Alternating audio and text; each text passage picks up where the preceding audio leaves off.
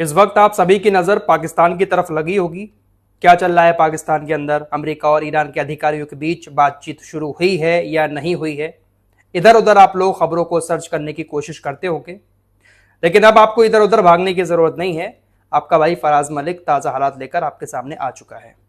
जो कुछ भी इस वक्त हो रहा है पाकिस्तान के अंदर, एक एक अपडेट आपके सामने बहुत आसान भाषा में बताने की कोशिश करेंगे। इस वक्त भारत में तकरीबन शाम के 5 बज रहे हैं जब मैं इस वीडियो को रिकॉर्ड कर रहा हूं। अभी भी अमेरिका और ईरान के अधिकारियों के बीच बातचीत शुरू नहीं हुई है। पिछली रिपोर्ट में मैंने आपको जो बात बताई थी कि ईरान के अधिकारी पहले पाकिस्तान के नेताओं से मुलाकात करेंगे, उनके साथ बैठक करेंगे, उसके बाद ही अमेरिका और ईरान के अधिकारियों के बीच बातचीत शुरू होगी। ईरान के डेलीगेशन ने पाकिस्तान के नेताओं से मुलाकात कर ली है और मुलाकात करने के बाद ईरान के अधिकारियों ने अपनी 4 शर्तें पाकिस्तानियों के सामने रख दी हैं। अगर अमेरिका इन 4 शर्तों पर राजी हो जाता है तो ईरान अमेरिका के साथ बातचीत करेगा, और अगर अमेरिका इन 4 शर्तों पर राजी नहीं होता है तो ईरान के अधिकारी अमेरिका से बिना ही बात किए वापस आ जाएंगे।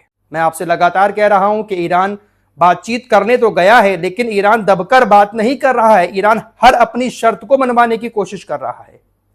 ईरान तब तक नहीं पहुंचा पाकिस्तान जब तक ईरान ने कहा कि हमसे वादा ना कर लो कि हमारी संपत्तियों को रिलीज करोगे और लेबनान के अंदर सीज फायर करोगे। जब यह बात मान ली डोनाल्ड ट्रंप ने, उसके बाद ही ईरान के अधिकारी पाकिस्तान पहुंचे थे।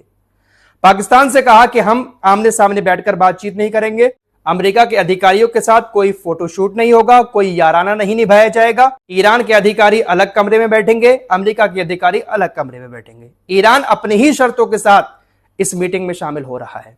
हालांकि पाकिस्तान इस बात की पूरी कोशिश कर रहा है कि आमने सामने बैठकर दोनों की बातचीत कराई जाए, लेकिन ईरान साफ मना कर रहा है। फिलहाल टॉपिक पर आते हैं। पाकिस्तान के नेताओं के साथ ईरान के अधिकारियों ने जो बातचीत की है उसमें 4 शर्तें ये रखी गई हैं। पहली शर्त, स्टेट ऑफ हॉर्मुज पर ईरान का पूरी तरह से कंट्रोल रहेगा। स्टेट ऑफ हॉर्मुज ईरान के कब्जे में ही रहेगा, ईरान जिस तरह से चाहेगा उसको चलाएगा। दूसरी शर्त, इस जंग के दौरान अमेरिका और इजराइल ने हमें जितना नुकसान पहुंचाया है उस नुकसान की अमेरिका को भरपाई करनी होगी। इसके साथ ही हमारे ऊपर जितने भी प्रतिबंध लगाए हैं अमेरिका ने, उन प्रतिबंधों में छूट देनी होगी।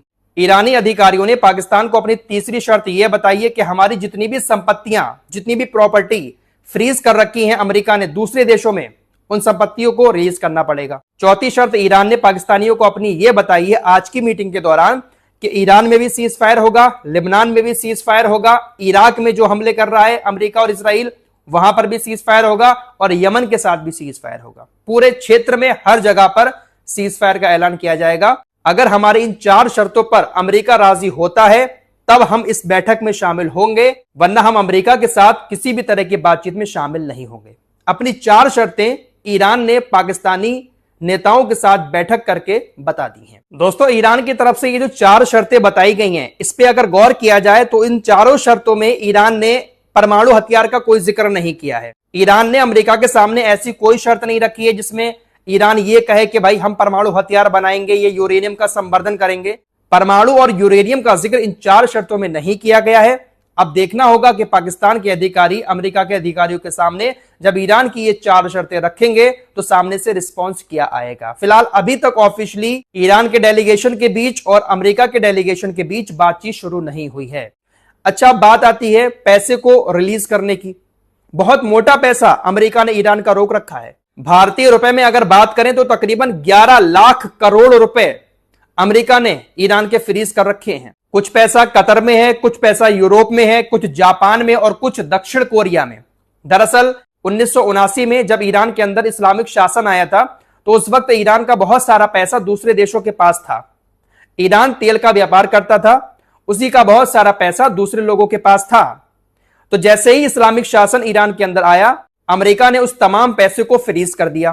तकरीबन 11 लाख करोड़ रुपए, ये बहुत बड़ा अमाउंट होता है दोस्तों। सबका सब अलग अलग देशों में ईरान का रखा हुआ है। ईरान की सबसे बड़ी और सबसे पहली शर्त यही है कि पैसे को रिलीज करो। हमारा पैसा पहले रिलीज होगा, उसके बाद बातचीत में शामिल होंगे। पहले खबरें आई, खुद अमेरिकी मीडिया की तरफ से यह खबरें चलाई गई कि अमेरिका पैसा रिलीज करने के लिए राजी हो चुका है, लेकिन जब पूरी दुनिया में यह खबर चलने लगी तो उसके बाद अब अमेरिका के अधिकारियों की तरफ से आकर जवाब दिया गया कि अमेरिका ने अभी तक ऐसा कोई भी फैसला नहीं सुनाया है। अमेरिका अभी राजी नहीं हुआ है ईरान के पैसे को रिलीज करने के लिए। अमेरिकी मीडिया की तरफ से यह सरासर झूठी खबरें दुनिया में फैलाई जा रही हैं। फिलहाल कुल मिलाकर 100 बात की एक बात यह है कि ईरान अपनी शर्तों के साथ ही इस बैठक में शामिल होने के लिए गया है, और अगर ईरान की शर्तें अमेरिका मान लेता है तो ईरान बैठक करेगा, वरना ईरान ऐसे ही पाकिस्तान से वापस आ जाएगा। क्लियर कट बात ईरान ने पाकिस्तानियों के सामने रख दी है। पैसा रिलीज करो, स्टेट ऑफ हॉर्मुज़ हमारे कंट्रोल में है, रहेगा। बाकी जो शर्तें और बताई मैंने, इन सारी शर्तों को मानने के बाद ही बातचीत शुरू होगी। दोस्तों, ईरान के उपराष्ट्रपति ने एक बहुत बड़ी बात कही है कि ये जो बैठक होने वाली है, अगर इस बैठक में अमेरिका के अधिकारी अमेरिका फर्स्ट को लेकर अगर आगे चलेंगे तो यह बैठक कामयाब हो जाएगी, और अगर इजराइल फर्स्ट को लेकर इस बैठक में बातचीत होती है तो यह बैठक कभी कामयाब नहीं हो पाएगी। मतलब यह है कि अगर इस बैठक में सिर्फ अमेरिका अपनी बात करेगा, अपनी बात पहले रखेगा, तो यह बैठक कामयाब हो जाएगी और एक अच्छा रास्ता इस बैठक से निकल जाएगा। लेकिन अगर इजराइल की बात बीच में आ जाती है, इजराइल के हित को लेकर बात पहले रखी जाती है, तो यह वार्ता कभी कामयाब नहीं होगी। क्योंकि इजराइल की जो शर्तें हैं, इजराइल का जो इरादा है, आप अच्छे से जानते हैं। इजराइल एरिया में शांति होने ही नहीं देना चाहता है। अगर शांति हो गई तो नेतन्याहू का क्या होगा, इजराइल का क्या होगा, आप सभी लोग अच्छे से जानते हैं। फिलहाल इस वक्त स्पेन से बहुत बुरी लड़ाई छिड़ गई है नेतन्याहू की। स्पेन के जो राष्ट्रपति हैं वो लगातार ईरान के राजनीतिक और व्यापारिक एक्शन दोनों देशों की तरफ से लिए जा रहे हैं। स्पेन के प्रधानमंत्री को उल्टा सीधा बोला, उधर से पलटवार करते हुए स्पेन के प्रधानमंत्री ने भी इसको क्रिमिनल बता दिया और यह भी कहा कि इंटरनेशनल कोर्ट में इसके खिलाफ हम मुकदमा दायर करेंगे। फिलहाल काफी बड़ी लड़ाई इधर दोनों में छिड़ चुकी है।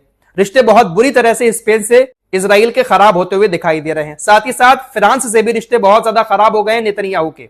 मैंने आपको पिछली वीडियो में बताया था कि लेबनान के अधिकारियों के साथ इजराइल के अधिकारी एक बैठक करने वाले हैं वॉशिंगटन के अंदर।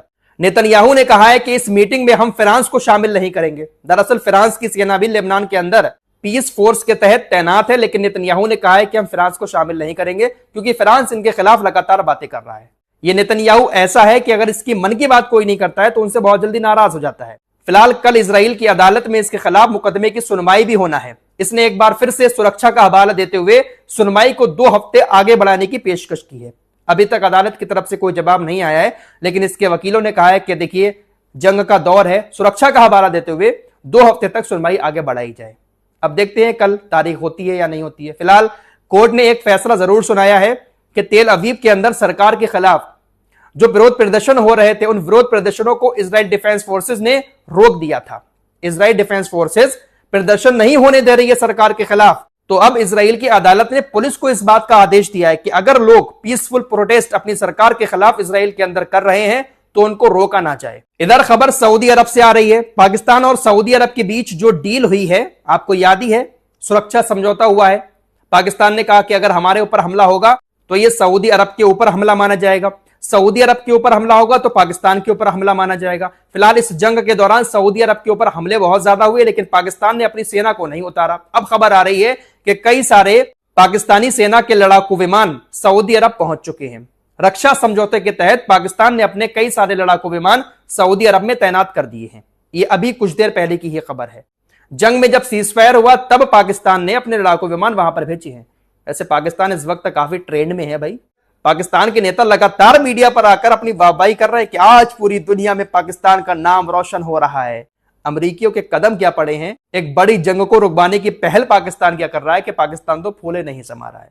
अब देखने वाली बात होगी कि पाकिस्तान इस जंग को रुकवाने में कितना कामयाब हो पाता है। वैसे ईरान के लोग अपनी शर्तों के साथ ही डटे हुए हैं। पाकिस्तान बहुत समझाने की कोशिश कर रहा है कि ये मान लो, वो मान लो, जो मीडिया रिपोर्ट्स आ रही है उसके मुताबिक आपको बता रहा हूं, लेकिन ईरानी अपनी ही शर्तों पर अड़े हुए हैं। फिलहाल इस वक्त का लेटेस्ट अपडेट यह है, जब तक मैं इस वीडियो को रिकॉर्ड कर रहा हूं, कि दोनों देशों के बीच बातचीत शुरू नहीं हुई है, ना ही आमने सामने बैठकर, ना ही अलग अलग कमरों में बैठकर। सिर्फ पाकिस्तान के अधिकारियों से जरूर बातचीत की है। बाकी अगले कुछ घंटे में जो भी अपडेट आएंगे वो आपको बता दिए जाएंगे। चैनल को सब्सक्राइब करके हमारे साथ जुड़े रहिए।